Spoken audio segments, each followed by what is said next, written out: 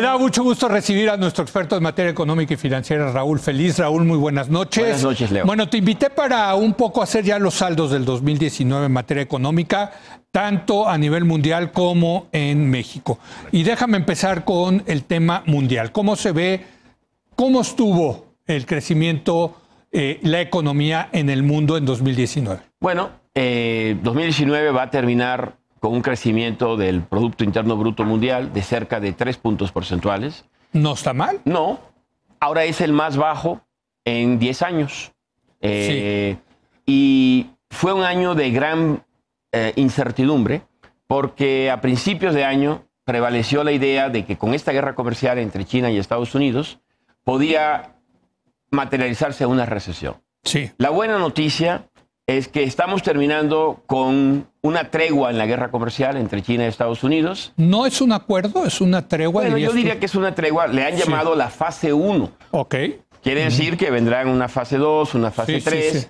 Esto básicamente establece, yo creo que la importancia en sí es de que la retórica de los últimos 2 años ha sido de escalamiento, mientras que esta retórica es de revertir el proteccionismo que ha emergido en la administración Trump y en el gobierno chino. Sí. Entonces, en ese sentido, es una primera fase que ha reducido sustancialmente la incertidumbre y ha permitido, por ejemplo, que los mercados de capitales pues tengan en 2019 uno de los mejores años. Es una fiesta. Vamos, el Standard & Poor's 500, el principal índice bursátil del mundo, estará terminando cerca de 26-27% de retorno. Los mercados en Europa, en Japón, incluso en China, con retornos de cerca del 25-24%. Los emergentes que han venido rezagados se han puesto más o menos, han recuperado terreno en los últimos meses con retornos de 15%. E incluso México está cerrando en una nota positiva con una ganancia medida en dólares para hacerla comparable con los otros de cerca del 8%. Pero es el retorno más bajo para una de las economías importantes del mundo, el que estamos obteniendo en México. Vámonos a México, un año para el olvido, 0 crecimiento. Así es. Estancamiento completo. Lo más seguro es que vamos a cerrar. El Banco de México en su última estimación estimó un rango de menos 0.2 a más 0.2. Y yo coincido. Creo que podríamos estar unos cuantos puntos, algunas centésimas de punto arriba de 0 o negativas. Es un año donde no hubo crecimiento, donde hubo una caída de la demanda doméstica, tanto del gasto público y sobre todo de la inversión privada doméstica. Porque algo interesante, la inversión privada extranjera se ha mantenido más o menos. Entonces la inversión privada doméstica se colapsó. Y tan eso también la inversión del gobierno en infraestructura.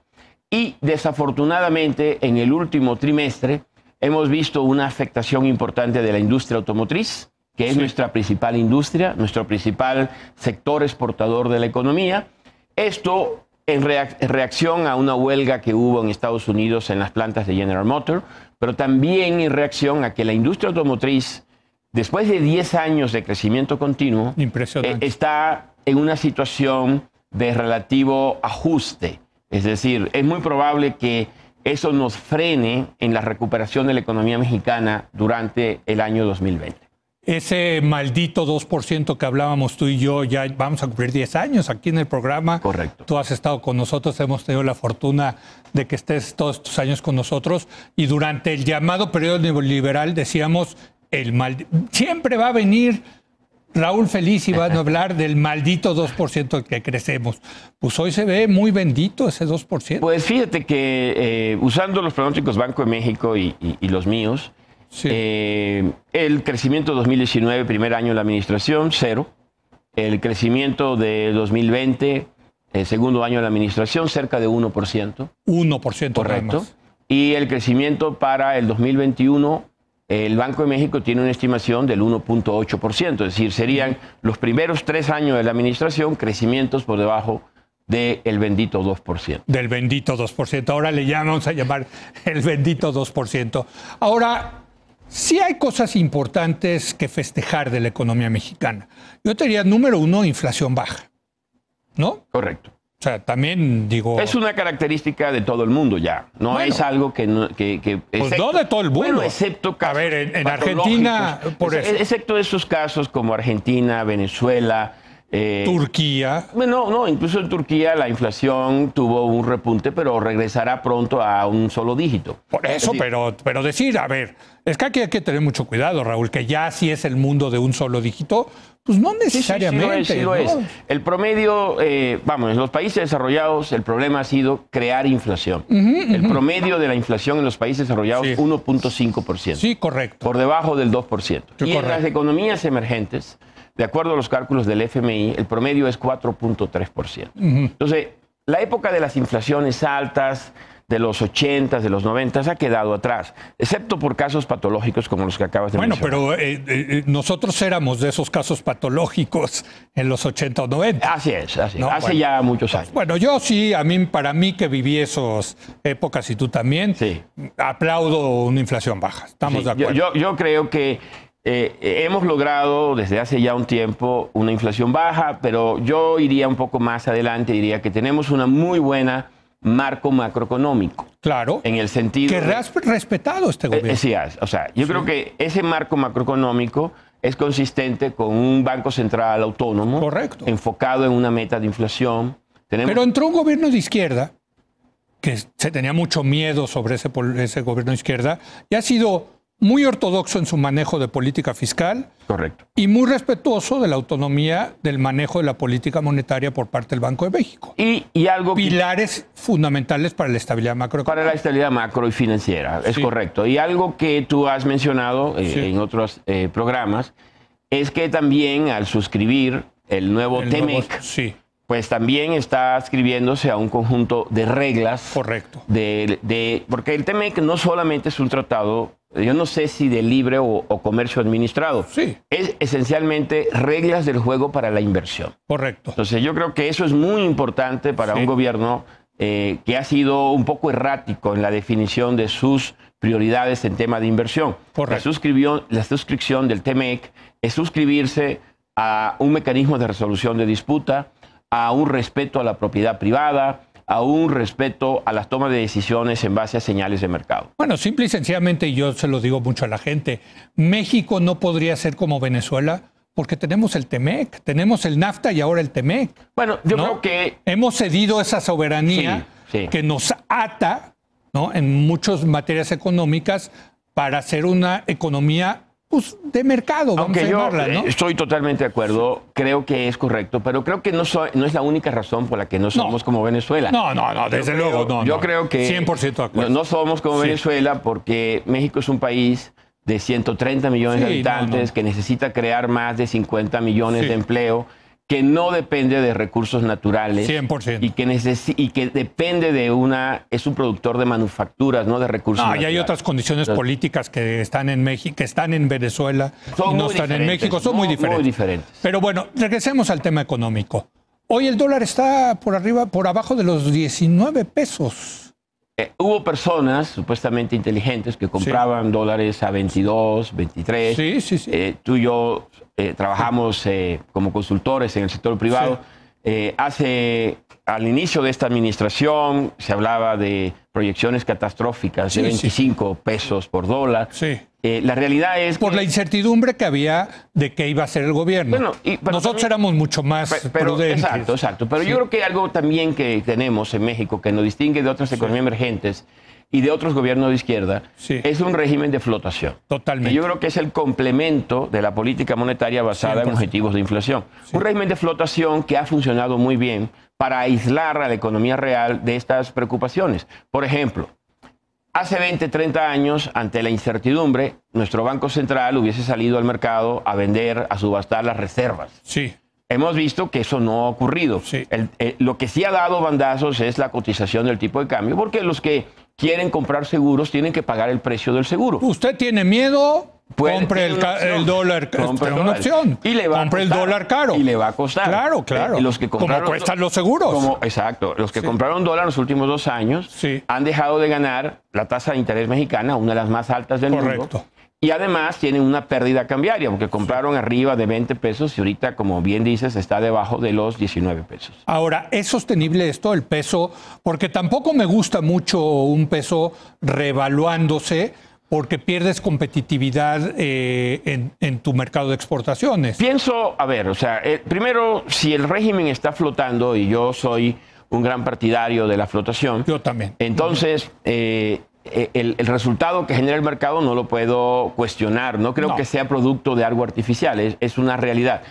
A mí me parece que lo que ha generado ese resultado tan bueno para el dólar es que nos han sobrado dólares. Y esa es la gran paradoja, que una economía que no crece, una economía donde no se invierte, le sobren dólares, cuando el dólar es un factor escaso en el mundo. ¿Por qué? ¿Por las remesas? Bueno, ¿por la inversión extranjera? Es correcto.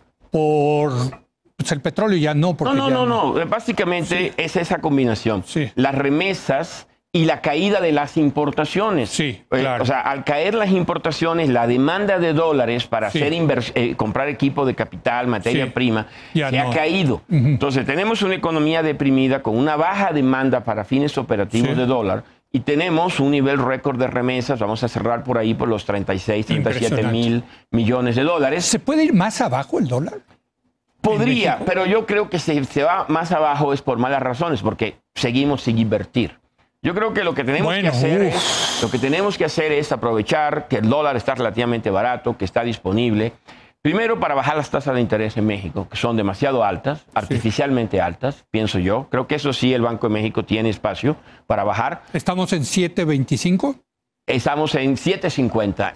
El jueves estaremos en 7.25. Sí, exacto. Es que ya me adelanté. Te adelantaste un poquito. Sí. Estamos en 7.25. Yo creo que, habiendo un estudio ahorita, de los países emergentes con más o menos características similares a nosotros, somos la tasa más alta real en el mundo. Podrían bajar a 6.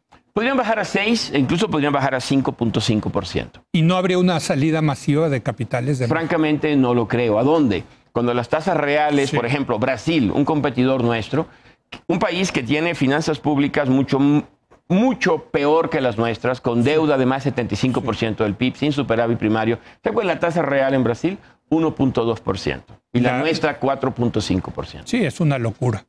Pero bueno, pues yo creo que sí tiene que hacer algo el Banco de México, porque a mí no me gusta tanta revaluación de por eso, yo creo tipo de cambio. Digo, la gente que va a comprar a San Antonio y al shopping, eso sí está feliz, pero no es bueno para el país tampoco tanta revaluación. Yo creo que no, yo creo que los dólares que están disponibles deben usarse para aumentar la inversión. Totalmente. Para poder regresar por lo menos a ese 2% de crecimiento en los próximos años. Sí. Y en eso yo creo que ha sido una nota deficiente para la actual administración. Es decir, no ha sabido, no ha encontrado la fórmula de cómo estimular la inversión privada doméstica para poder generar este crecimiento. No confían, los empresarios no confían en este gobierno. Se toman fotos, toman cafecito, hacen grandes anuncios, pero en el fondo no están sacando sus chequeras para invertir. No. Esa es la verdad. Sí, pero lo interesante es que alguien podría decir, oye, es que no invierten porque las tasas son muy altas. No. Eso es parte, pero no es lo más importante. No porque el dólar está muy caro. No invierten simplemente porque no tienen certeza de qué va a pasar en los próximos años. Correcto. Este ha sido un evento, hay que decir que no solo en México, en todas partes del mundo se ha caído la inversión por la guerra comercial, pero aquí hemos tenido un componente doméstico diferente debido a las políticas de esta administración. Bueno, pues nos vemos, ¿te parece, en enero para ver perspectivas del 2020? Ya sabremos si se ha firmado el acuerdo de China y Estados Unidos, porque se ha anunciado el acuerdo, pero todavía no se ha firmado y esto no se acaba hasta que se acaba. Y la Cámara de Representantes ya habrá pasado la ley de implementación del TEMEC. De hecho, votarán mañana. Exacto. Votarán en el impeachment. Exacto. El impeachment y el jueves se supone que... Exacto. Yo creo que es mañana, miércoles. Sí. Y lo del TEMEC... Pero el Senado lo va a pasar, ya dijo Mitch McConnell, que hasta después del impeachment. Bueno, nada tonto, Lo del TEMEC. Lo del TEMEC, sí. Pero yo creo que los consensos básicos ya están establecidos, los acuerdos, el acuerdo que tenía trabado el TEMEC, que era la diferencia de opinión de la Casa Blanca y la Cámara de Representantes, ya está Pero acordado. Como tú dijiste hace unos minutos, esto no se acaba hasta que se acaba. ¿no? Correcto. Gracias, Raúl. un placer tenerte. Feliz año. Gracias por estos tantos años de estar aquí con nosotros. Y pasamos del maldito al bendito. Gracias a Raúl Feliz. Gracias a usted por habernos acompañado. Yo lo espero mañana en punto de las 10 de la noche, cuando otra vez sea la hora de opinar. Aquí nos vemos.